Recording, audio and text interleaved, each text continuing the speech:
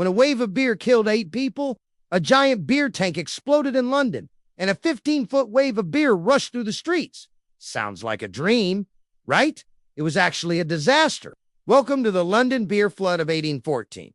On October 7th, a huge wooden fermentation tank at the Moen Company Brewery in central London suddenly burst, sending over 600,000 liters of beer crashing to the ground.